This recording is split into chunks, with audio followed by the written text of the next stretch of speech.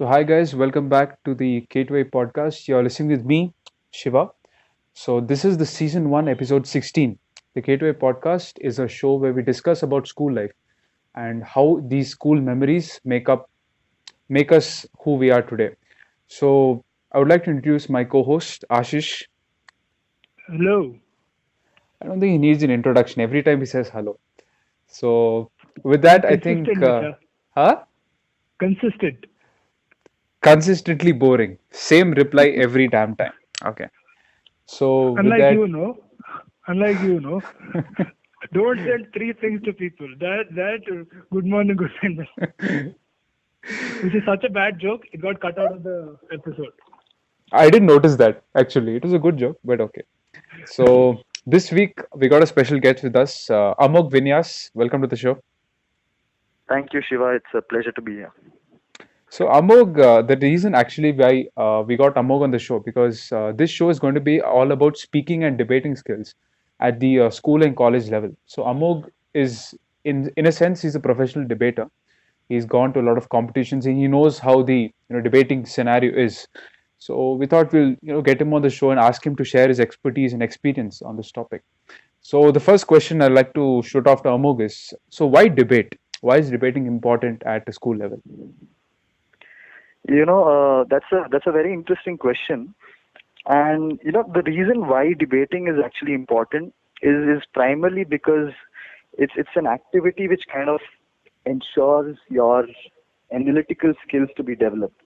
So more so than it being an activity which might give you accolades and prizes in school competitions, what's more profound about debating is that you develop a certain acumen to really sort of argue on certain positions that you may not be really espousing for. Like, if, for example, you may sort of be your personal views may be of a certain kind, and what the debate demands might be different. So what this necessarily does, this whole activity, what it does, it kind of creates a wholesome personality within you. And then more, how do I say, a pragmatic reason why you should get into debating is because in the process of actually pursuing debating, there's a lot of opportunities that sort of line up towards you, right?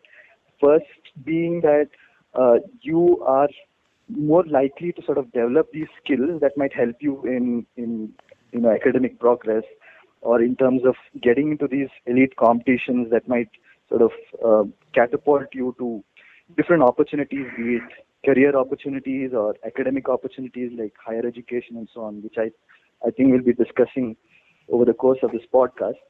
So yeah, I think this is something the reason why we should debate. Oh, but on a serious note, if you see that on a school level, they have these kind of speaking assignments. They call us to the center of the class and ask us to talk. So these Uh-huh. assignments essentially are not debates. They are, oratory skill testing. I think that would be the Yeah. correct word, right? So when people go to debate, what is the first Hmm. thing that they should do? What is the first thing you learn in a debate? Okay. So there are certain differences between like a random speech or an oratory exercise versus a debate. So like, I think I can think of like three reasons, three factors in which it's different. Like the first being that in debates, what is spoken is there's a lot of engagement, which is to say that there are two essential. I mean, at least there are two people in the whole activity, and there are statements put forth by one person, and the other person actually contests these points directly. All right, I'm talking about the more specific debating pattern, like the parliamentary debating, which is Hmm. done in university and school levels. The second aspect which is different is that here you the idea about eloquence and verbosity is not so important. Whereas as an orator, your ability to sort of eloquently put forth things becomes of a more important point, as opposed to how well you analyze, how well you sort of put forth your ideas, which is more rational and logical. And the third differentiating aspect about debating and oration is that in debates there is less emphasis on rhetoric. So, like I'm talking about the traditional debating platforms wherein rhetorical usage, like using these sayings of different people, or like this play of wordplay, has less relevance compared to putting forth hard facts and analysis substantiating your claim. Okay. So these are some of the things that people don't usually get it if you're looking at debating from a ringside view. Which is a point that I was actually wondering about, because as a student in college who's been forced to attend several debates as the audience member, one thing I think is common is that the debater that is louder and more confident often wins the round. Is that kind of the same when it goes to professional? Because I imagine it'll probably be different there. Yeah, it's certainly different in the debating circuits. So, the kind of debating that is, the kind of exposure that children have in debating in these traditional, conventional platforms is, I would say, is more of an elocution rather than debating. So the actual debating exercise happens in these tournaments, and they're usually in the parliamentary debating format, which is, I'll just take a minute to explain what that is. So in parliamentary debating, you have it's a 3v3 system, wherein you have 3 people on proposition, 3 people on opposition, and each person gets around 7 minutes of speech time, and there is a constant engagement between these two sides of the house, right? So the kind of debating that during my school days was exposed to is like elocution. Like you come to the platform and then just give away your speech and then go back. It has very little to do with what the other contestant has to say. Right? I think this is one common aspect. And the other major issue, as to you told me about how debates, how people are judged and who ends up actually winning these debates during the school level, is because the teachers, more often than not, the people who are judging it are teachers. And sadly, they are not equipped with these skill set, which is actually seen in these professional or college level debating platforms, wherein the adjudication process, we call it the adjudication process itself, is not exposed to them. So it's a bigger issue altogether. Yeah. So you guys, Amogh has given a pretty academic viewpoint of what the debate is and how it goes. So I would like to move the discussion to any funny incidents or any incident you felt which was memorable when you guys were on stage, because the first thing for a debate is to get on stage itself. So any funny incidents you guys have in your school or college days, which you think is, that's the first time I felt that this is the professional debate. I have to do something about it. Mm-hmm. I'll give you an anecdote of when I bombed in a debate. This was my first debate in school. I think this was in 10th grade. And I interestingly, I'd moved into a new school. I was this new kid in the block, trying to sort of get a place among my peers. And I thought, there's a competition happening, and might as well announce myself to the school and start this out. So I go in, and then I read the topic. And then, although I prepared for the whole speech, and then I walk up to the stage, and then I look at the topic, and then I freeze. This was I think back in the time when people, as you have all these rowdy children, the backbenchers, so to say, in fact this was the whole class at the time. They were like howling, and all that. So I stood there for like 15 seconds, and then I walked off. So this was my first, sort of experience of getting onto a stage and debating. And I'm sort of lucky that I actually stuck onto it, because after, more often than not, people, tend to sort of drift away from this. And yeah, that was one incident which is quite memorable. And something that people who may have bombed in debates could, take solace from, and then continue this pursuit forward without taking to sight these, small lacunas. Yeah. So Ashish, anytime you had bombed in a debate or a speech or something? Uh, Given that I had a speech impairment, almost every speech was a bomb. But as a personal anecdote, I'll tell you about a time in college when I got through the first round of a debate because the people who were uh, judging the debate were my classmates. Oh, okay. Hmm. How Okay, much so did you bribe them? we used to get this cake at school, right? This amazing chocolate brownie thing. So I had to buy each of the guests one of those. But essentially, what happened was uh, we were in a separate campus, right? And the second round of this would happen in the main campus, and it would last for 2 days. So I would get to hang out in the main campus of my college and get free attendance for 2 days. So I told them both, and they can you just like help me and like secure my place in the second round of the competition. Hmm. And they're like, okay, fine. Buy us the cake. We'll tell you the topic. So I essentially knew the topic. I think 2 days before the actual debating time. Quite useless judges, if you ask me. They weren't useless to me, man. Got me 2 full days of attendance. Yeah. For me, the I have two small stories to narrate about this speech. So for me, debate actually, when I actually after I met Amogh, I realized what an actual debate is.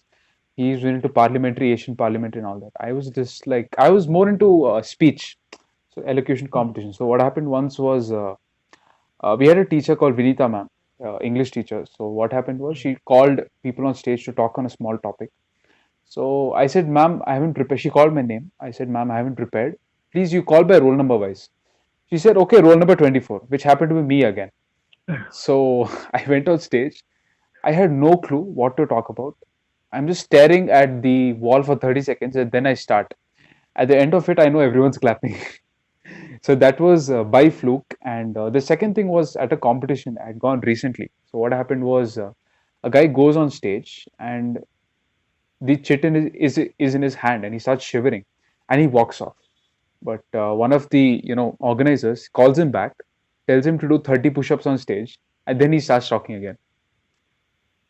So I think more than I anything, think this talking. was Speak for India, Yeah, right? yeah, yeah, correct. Yeah, yeah. So I think more than anything, kids in school have to learn how to remove the stage fear. You gotta talk like there's nobody in the room. I think that's very important. So we've talked about competitions at the school level. At the school level, what I've usually seen is inter-school competitions. National level elocutions at the school level is something I've not really seen. So Amogh, do you want to shed some light on that? Yeah. So uh, I think there's a lack of awareness regarding where debating can take school students to different places. So there's this global competition called the World Schools Debating Competition, which is WSDC. Now this is a very prestigious competition, and we have in India there are like trials that happen across different parts of the country. I think for the South Zone, it happens in Chennai, and school students actually can apply to these forums. And I think if people who are listening to this, they can Google ISD. I think Indian Schools Debating Society. They can Google that website and then check out different opportunities there. So one of the things that it's quite interesting. This year, to 2019, India actually became the world champion at Okay. the WSDC in Thailand. Hmm. And there's a massive culture in India of actually winning these competitions at a global platform. And what's more interesting is people who end up getting into the Indian team and winning these competitions, they end up getting accepted at prestigious colleges like Oxford, Cambridge, and whatnot. Many of these Ivy League colleges. So that's kind of gives them a unique selling point. When they represent the country at such a huge forum. So these are some of the things that happen across the country regarding debating, and there are these regional level tournaments as well. I think people living in Bangalore, the RV College of Engineering, they conduct uh, debating competitions in the parliamentary form of debating. I think every year they conduct that, and that's sort of a launch pad for for them to give trials for the national team and all that. So I think Bangalore is well poised that way. I mean, people who may be from tier 2 cities are at an inherent disadvantage. Okay. So Bangalore kids are, in that respect, quite lucky. Yeah. Amogh, when I'd come for your, there was this debate thing at St. Philomena's, right? I'd come for the mock, Yes, yes. yeah. So when someone said Asian parliamentary, okay, I assumed that at the end you start throwing stuff, giving abuses. I was very disappointed that didn't happen. I'll be very honest with you because Asian Parliament, dude, you got to do it. You don't agree with the guy, do dharna there only, walk out. Yeah. You're being very polite over there. This is not fair, man. What's the fun then? Yeah, our actual parliaments have redefined what a parliamentary behavior is. So it's a sad reality. You have to. It has to be the बैठिए, please शांत हो जाइए. There's nothing. It was very polite. It was not nice. You should throw chairs. Yes. Speaking of, yeah, tell me. Yeah, speaking of chairs, so the debating, what do you say, what do you call it? Pinnacle of our school used to be Model United Nations. So where all of us used to dress up and take pictures for Instagram. Nobody really cared about who is debating. Like many people used to bomb over there. The one country used to talk like they were the delegate of another country. One country used to say, "I'll send a missile in the capital of your country," and all those things. So there's a lot of bickering that happens. Yeah. So that is not actual debating. People talk as if they own the world. They own the country itself. So yeah, I mean, my experience. Also, point of personal privilege, Shiva, it was Facebook, not Instagram. It was Instagram for some kids. Instagram was still not there. Back then, like it was there. 2009, 10. I don't think Instagram even existed then. It was there, dude. Yeah. Don't worry, it was there. 9 months later, it came out. Why are you worried now? I think he was talking about the current generation. They probably might indulge into Instagram now. Yeah. Now, yeah. Yes, so the MUNs is a different ball game altogether. Yeah, one can't really talk about how debating skills may be enhanced there. Maybe speaking skills might perhaps be, that's kind of like a stepping stone, certainly. Yes. So, which brings me to a very interesting point, because I remember me and Ashish used to be talking in school. This was the 12th standard, and we all were asking each other what we would do once we are done. What would we do our entire life? And I remember telling that I would like to just be talking in front of an audience because it's fun. The problem in a debate is you have a time constraint and you have to talk sense. Okay. So that's something I don't want to do. I like rhetoric, which is something you hate, apparently. So I like just talking to the audience, asking them, it's a two-way communication. A debate is more like you got to keep giving logic. You got to make sense. You got to give facts. You got to give figures. And at the end of the thing... Wait. So, Shiva, based on what you said, your life goal was to become a cult leader. See, when the thing is, I like to just walk around the room, like a TED speaker, talk to the audience and all those things. A debate is just on the point, nail on the hammer on the nail kind of thing. So, because I've seen videos of actual debates and they're cutthroat. If you go off topic, they'll kick you out. Yeah. So, I mean, certainly there are, it's a different, I wouldn't pass value judgments on the other kind of speaking, which is, connecting with the audience and making the speech seem more eloquent, and I think that's necessary as well. Like, if the room is filled with debaters, I think it'll be pretty, nauseating, to say the least. So, but certainly, I think debating, certainly has its significance. When we talk about what it actually does, to a person who might be listening to this podcast, what it actually, I mean, things. I'll tell you how I actually got into debating. And I was a good speaker in the school level after that incident. I mean, I kind of pulled myself back, and I was getting into these competitions and winning it. But what sort of kept me there was that I felt that I was becoming a better person, in terms of analyzing things that's happening in the world. Forget about world. I mean, even taking decisions, personal decisions. I could sense a certain clarity of thought.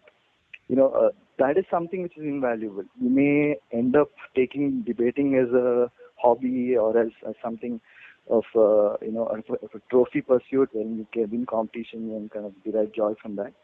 But for me, I think it helped me gain that sense of clarity of thought, wherein you kind of develop this attitude of really distilling different ideas into different compartments and kind of speaking, having this constant idea of why what I'm saying makes sense or why I should do what I'm doing. So this constant introspection that you do is what's manifested in debates. But if you kind of use those skill sets in your life to kind of introspect on what decisions you want to take in life, I mean, it's a valuable, very valuable skill. I'm talking, it may seem very esoteric right now, but that's something that's stuck with me all along. And yeah. So, what about you, Ashish? You prefer giving a speech or you're a debater kind of guy? Okay, well, I think it will depend on the topic. I Hmm. think for speeches, if I'm talking about something that I really like, then probably a speech. And if I'm talking about something that has several perspectives to it, like for example, fitness, there's different ways to approach it. Then that is something that I would have fun debating about, have fun arguing with people about. Okay. I would like to bring because we've talked about debating and all those things, I would like to bring the discussion into how is this going to help, school kid? Because, like you said, Mm-hmm. we talk so much about the analytical subjects like mathematics Mm-hmm. or Mm-hmm. statistics and etc. But framing your thoughts and giving it to an audience, you may be the greatest mathematician in the world, but if you cannot speak in front of an audience and convey a message, it won't be Mm. worthwhile. So that's important, right? So, any tips you would give for to so what is the process of becoming an analytical debater? Giving a speech is easy. Mm-hmm. You know 10%, you make it 100% a speech. But a debate requires research. I think quite some Mm-hmm. discipline. There's a format to a debate. So if you were to advise a 10th standard kid, okay, this is how you go about it. What would you say? Yeah, I mean, the first thing that one needs to do is sort of have an open mind when it comes to listening to different ideas that is, exposed to you. So, which is to say that oftentimes what happens is, be it school or college, we tend to, get isolated into certain specific niche interests, and we kind of dwell completely into it.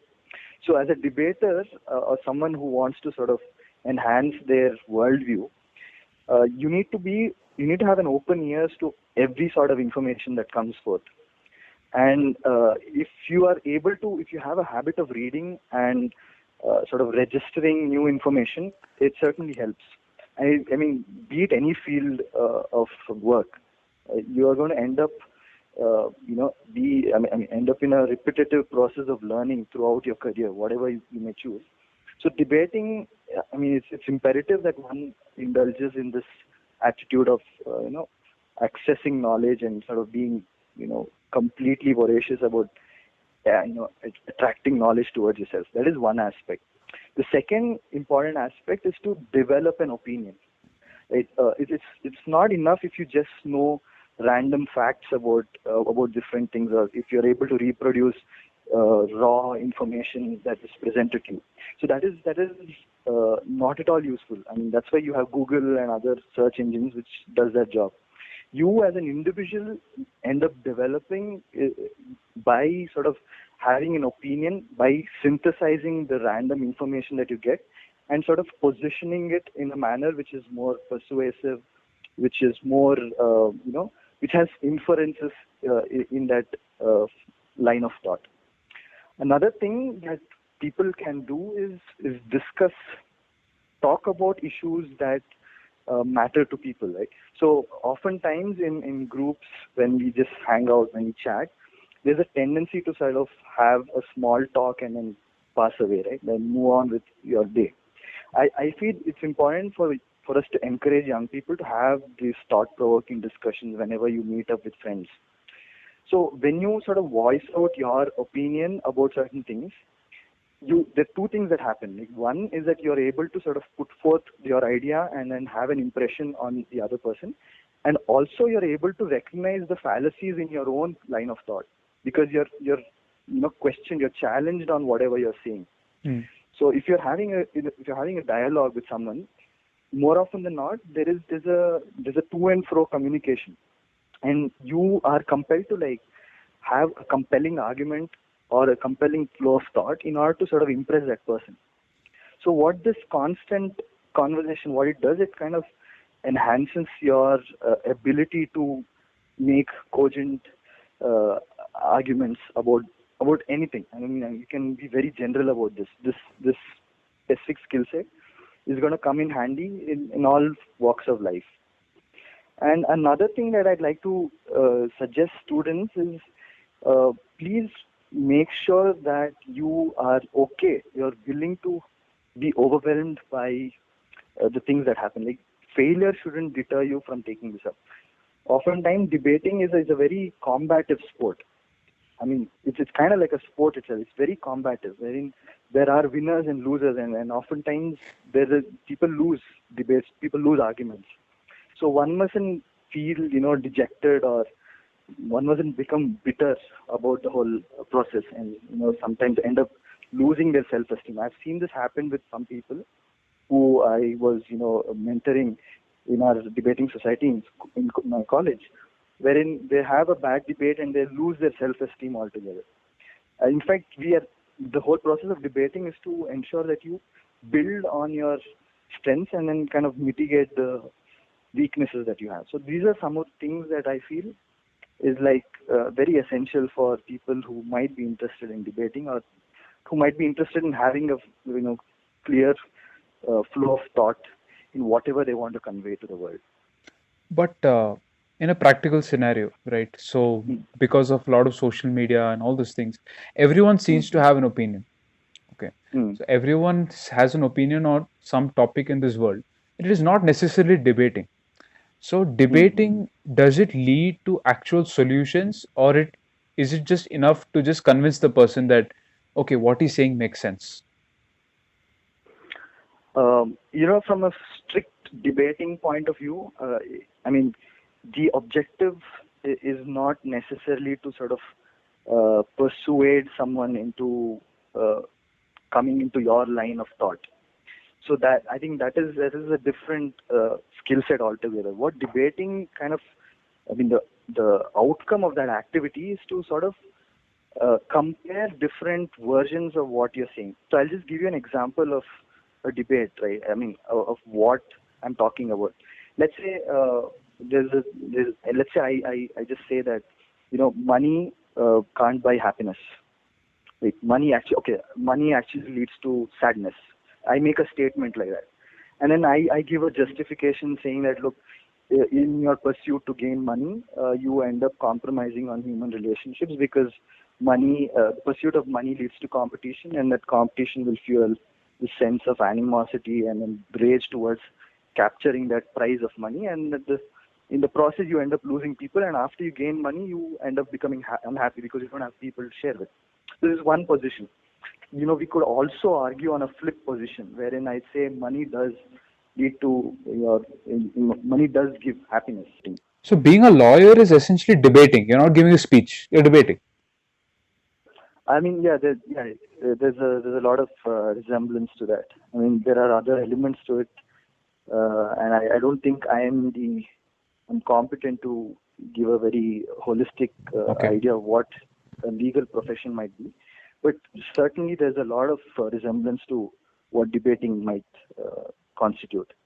Okay. But, Yeah. you Do you know, guys have, do your debates hang on definitions of particular terms?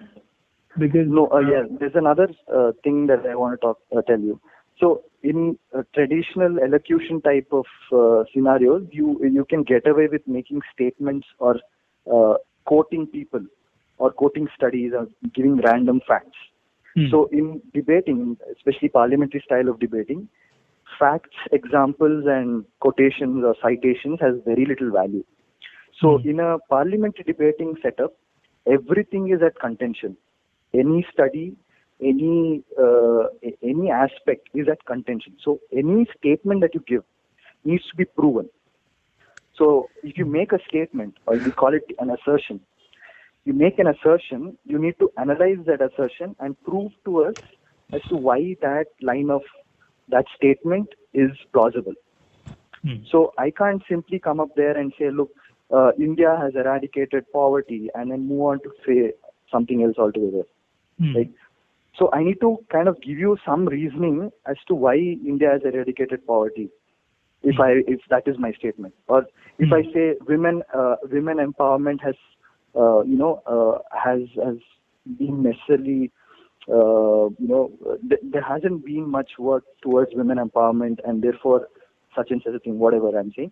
I need to sort of give you a justification of some sort regarding why I'm saying women empowerment has not happened to the extent it needs to.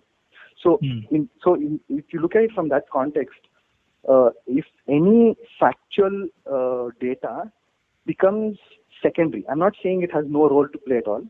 Certainly, depending on the debate, the emphasis of data and facts and definitions have some role, but it has a very ancillary role compared to arguments, logic, and reasoning.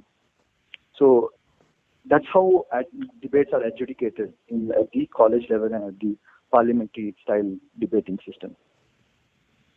Just to... Okay, so Okay, here you go. no, so on your statement, right, where you said if India has eradicated poverty, you have to prove that. Or let's go back to a previous one where we say money is the cause of happiness, or money doesn't buy you happiness, right?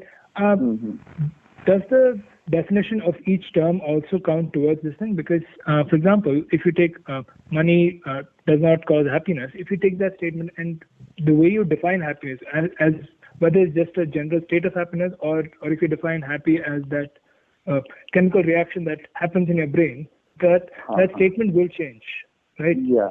Based on that particular definition. So do the particular definitions of each and every word also count when you're debating, or is it more of a general thing where if you make a statement, you have to prove that? Yeah, so in the parliamentary style of debating, there are certain speaker roles.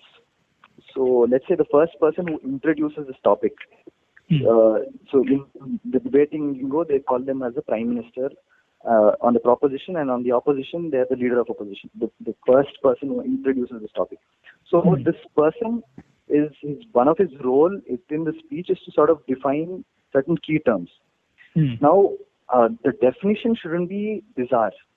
So usually in debates, the kind of key terms are like general terms. It won't be very niche topics or niche ideas. So even if there are niche ideas, there is a context slide given by the organizers of the debate. So it may seem quite difficult right now, but let me sort of break it down. Now let's say, let me give you an example. So there is this concept of revolver door.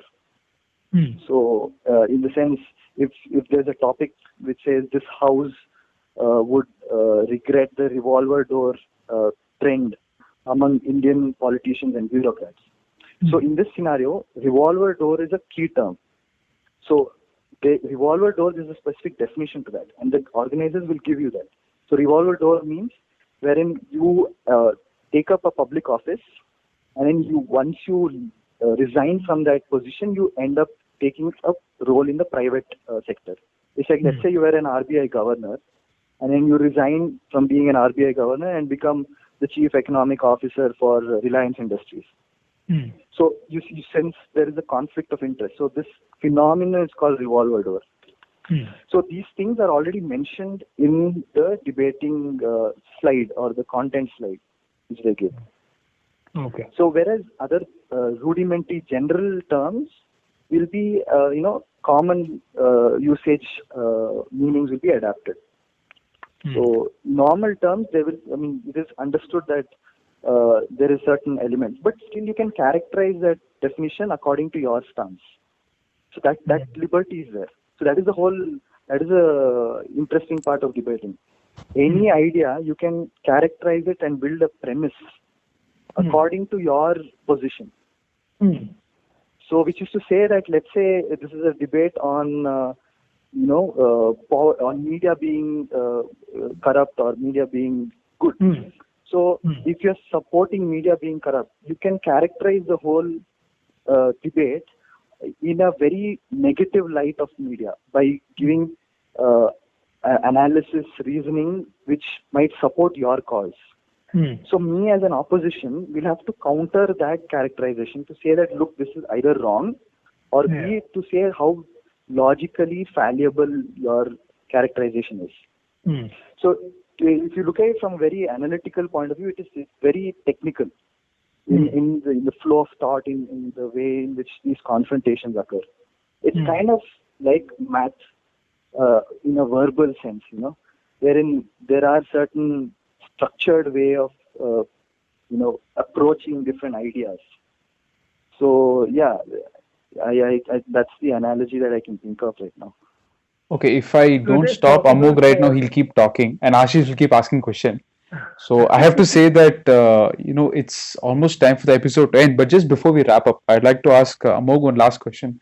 See, I'm of the opinion that debating is an intellectual pursuit. All right, something like probably chess. It's an intellectual pursuit. It's a good thing. But I'm also of the opinion that too many cooks spoil the broth. So in a society of people, or probably some kind of group gathering or something, is too much debate bad, or is it good? You see, the problem with the current system is when only few people are endowed with these skill sets. So the masses tend to fall in line with the narrative given by people who are in positions of conveying or conveying a set of information or building opinions. So my idea of why debating needs to be sort of pan-India, wherein you need to democratize this idea of debating to more people, is when everyone gains the skill of understanding what debating is. So that sense of being able to have discernment in finding out what kind of arguments put forth by people is right or plausible versus not is an important skill to develop. So much of India, or I wouldn't say not just India, much of the world, there's a lack of the skill set, wherein people fall for very jingoistic, chest thumping statements and all that. So when you have this skill set, you're able to classify different ideas that is put forth for you, and it's going to be difficult for you as a person. I mean, for these people who are creating a narrative, it's going to be difficult for them to sell those ideas to you.